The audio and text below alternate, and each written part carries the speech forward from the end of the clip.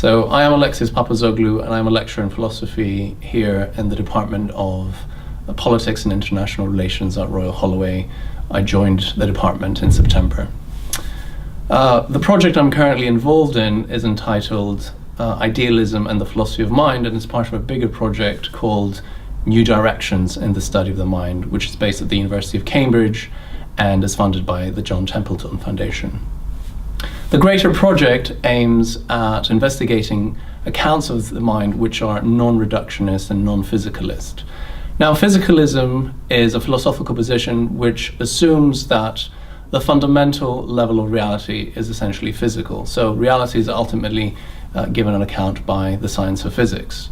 Reductionism makes the claim that all phenomena, everything that takes place in reality, is essentially reducible to the fundamental level of reality.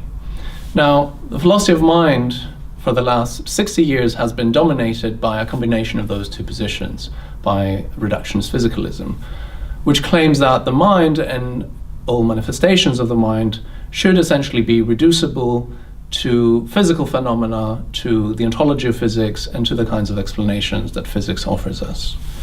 Now, one of the problems with reductionist physicalism is that there seems to be lots of explanations of manifestations of the mind which don't reduce to the language of physics and the kinds of explanations that physics offers us. Now, I'm not talking of anything spooky here. What I have in mind is the kinds of things that the humanities study, like, for example, history, and the kinds of explanations that history offers, like explanations based on the reasons that people act in various ways.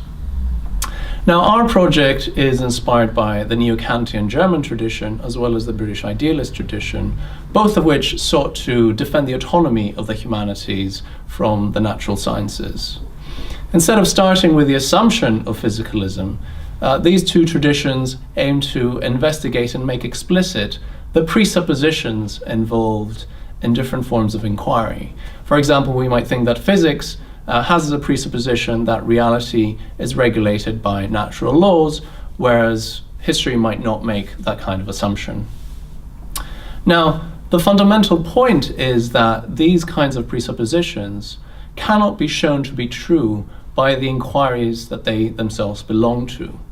Now, making explicit that even physics depends on such presuppositions makes the temptation to make physics the ultimate science to which everything else should be reducible slightly less tempting. Now, the aim of this project ultimately is to defend a pluralism of autonomous ways of making sense of our mind and therefore making sense of ourselves, be it through history, through biology, through literature, without giving physics the full stage like reductive physicalism would have it. You can visit our websites, both of the bigger project, the study New Directions in the Study of the Mind, as well as our project Idealism and the Philosophy of Mind. There's more information. There will be podcasts and conferences and workshops coming up in the next few months to look forward to.